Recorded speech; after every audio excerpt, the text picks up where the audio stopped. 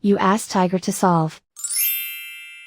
This deals with linear equations with one unknown. The final result is b equals -24.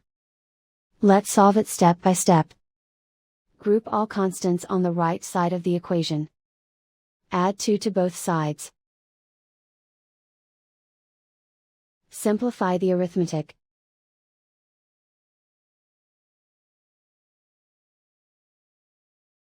Isolate the b.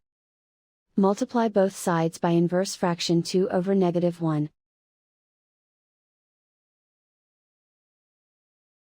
Group like terms. Multiply the coefficients. Simplify the arithmetic.